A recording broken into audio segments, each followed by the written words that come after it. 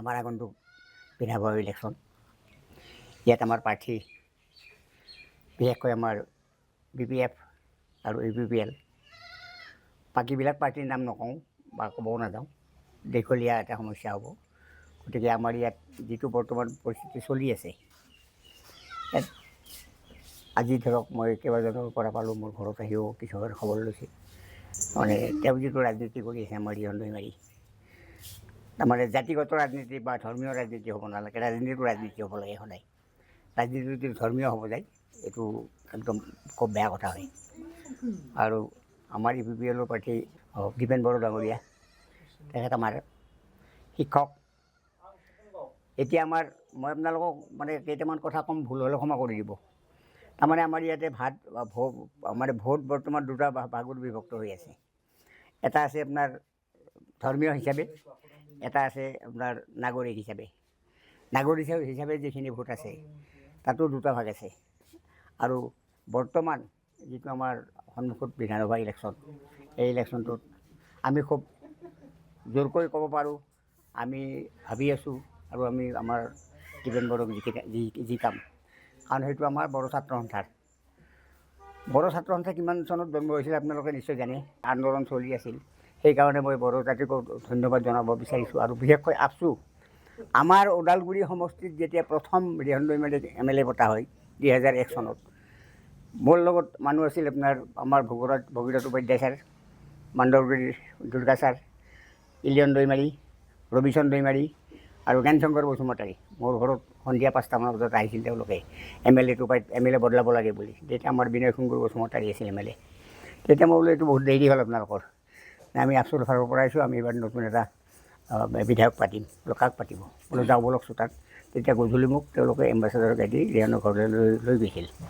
তেতিয়া আমি গোটেইকেইটাই বহি তাত আলোচনা কৰা। তেওঁ APNLFৰ GS আছিল, জেনেৰেল ছেক্ৰেটাৰী আছিল। তেতিয়া তেওঁ ক'লে মইতো এতিয়া হাইকমাণ্ডক সুধিব লাগিব। মই তেতিয়া তেওঁক এটা শব্দ কৈছিলোঁ যে আপুনি আফচুৱে আপোনাৰ কপালত লাল চন্দন লিপি দিব আহিছে, গতিকে আপুনি সেই কথাটো একচেপ্ট কৰিব আৰু কালি ৰিজাল্টটো দিব। পিছদিনাখন ৰিজাল্ট দিছিল। আমাক ৰিজাল্ট দি কি কৈছিল ক'ব পৰা নাই, ইলেকশ্যন খেলিম, কিন্তু মোৰতো টকা পইচা নাই। আমিও জানো আপুনি চাইকেল মাৰি ঘূৰি ফুৰে, টকা পইচা নাই বুলি। তথাপি ভাল বুলি আপোনাক আমি থিয় কৰাম বুলি আমি আহিছোঁ, গতিকে আপোনাক জয়যুক্ত কৰাম। ঠিক তেনেকুৱা ধৰণে তেওঁ এতিয়া আগবাঢ়ি এতিয়া এই 20টা বছৰত, অৰ্থাৎ তেওঁ 4টা ইলেকশ্যন খেলিলে, নহয় জানো। মানে 10 বছৰ তেওঁ মন্ত্ৰী, জনস্বাস্থ্য কাৰিকৰী মন্ত্ৰী। তেওঁ যিখিনি সা সম্পত্তি বনাইছে, মানে আচৰিত ধৰণে সা সম্পত্তি বনাইছে আমাৰ এই অঞ্চলটোত। তাৰমানে আমাৰ এই উত্তৰ অঞ্চলত তেওঁ একো কৰি দিয়া নাই। আমাক ইয়াততো একো কৰি দিয়া নাই, এটা 5 পইচাও আমাক সহায় কৰা নাই তেওঁ বিধায়ক হিচাপে। কিন্তু ৰাতি দিন খাটি, ৰাতি দিন পৰিশ্ৰম কৰি তেখেতক আমি বিধায়ক পাইছিলোঁ। তেখেতৰ ঘৰত গ'লে আমাক বেয়া ব্যৱহাৰ কৰে, কিন্তু তেওঁ আমাৰ জনপ্ৰতিনিধি আৰু আমি পাতা, বিশেষকৈ মই তাত ওতঃপ্ৰোত জড়িত। গতিকে সেইবিলাক কথাটো আমি আঘাত পাইছোঁ। আৰু এতিয়া যিটো তেওঁ ৰাজনীতি কৰিব বিচাৰিছে ধৰ্মীয় এটা মেৰুকৰণ কৰি, এইটো খুব বেয়া কথা। আমি সকলো আমি যিহেতুকে স্বাধীন দেশৰ নাগৰিক, আমি সকলো মানুহ সমানে থাকিব লাগে, সকলোৰে সম অধিকাৰ থাকিব লাগে। তাতে কোনোবা খ্ৰীষ্টান, কোনোবা মুছলিম, কোনোবা কিবা, এইবিলাক আহিব নালাগে। তেওঁ যিটো কথা কৈছে, কালি আহি মোৰ সেইখন চেয়াৰত বহি ইয়াতে কৈছে যে ইয়াতে 16টা মণ্ডলী আছে আমাৰ খ্ৰীষ্টান ধৰ্মৰ, এই 16টা মণ্ডলীত 16টা গীৰ্জাঘৰ বনাই দিব, তেওঁ জিকিলে, তাৰমানে তেওঁক জিকাব লাগিব। তেতিয়া মই কৈছোঁ তহঁতৰ ৰাস্তাটো কৰি দিছে নেকি? বোলো দিয়া নাই। তেওঁতো 20 বছৰ থাকিল, এতিয়া যে গীৰ্জাঘৰ বনাই দিব, ইয়াৰ আগত কি কৰিছিল তেওঁ?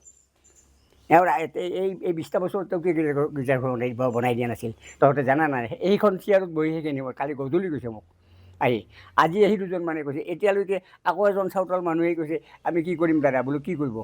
আপোনালোকে ভোট আমি য'ত দিওঁ তাতে দিব। তেতিয়া কৈছে, তেতিয়া ৰিহনৰ যিটো এইবাৰ আপোনাৰ সম্পত্তিৰ যিটো হিচাপ, সেই কাগজখন মোৰ হাতত আছে, মই মোবাইলৰ পৰা উলিয়াই লৈছিলোঁ পাই। সেই কাগজৰ কপি এটা দি পঠাইছোঁ, বোলো এইমতে ভোট দিবি, এইখন চাবি তেওঁ কিমান টকাৰ সা সম্পত্তি কৰিছে। ভিক্ষাৰী এটাই আমি MLA বনাইছিলোঁ, এতিয়া তেওঁ আমাৰ মূৰৰ ওপৰত বহিছে, আমাক লাঠি মাৰিব বিচাৰিছে। গতিকে মই আপোনালোকক, আমাৰ আফচু আৰু আপোনালোকৰ সাংবাদিক বন্ধুসকলক কৈছোঁ, এই কথাখিনি মই কোৱা কথাখিনি, আৰু মই ভয় কাকো নকৰোঁ। মাৰিব, মৰিম, মানুহটো মৰে, মানুহ বাচি নাথাকে, গতিকে মৰিম, সেইবিলাককো ভয় নকৰোঁ, বুজিছেনে। গতিকে মই আপোনালোকক অনুৰোধ কৰি কৈছোঁ, এই কথাখিনি আমাৰ সমূহ ৰাইজক জনাব লাগে আৰু পাব্লিচিটি হ'ব লাগে, বুজিছেনে। কাৰণ তেওঁ ইয়াতে যিবিলাক কৰি আছে খুব বেয়া কাম কৰিছে। আজি 4 দিন আগত ভৈৰৱকুণ্ডত মাৰপিট, ঘৰ দুৱাৰ ভাঙিছে মানুহৰ।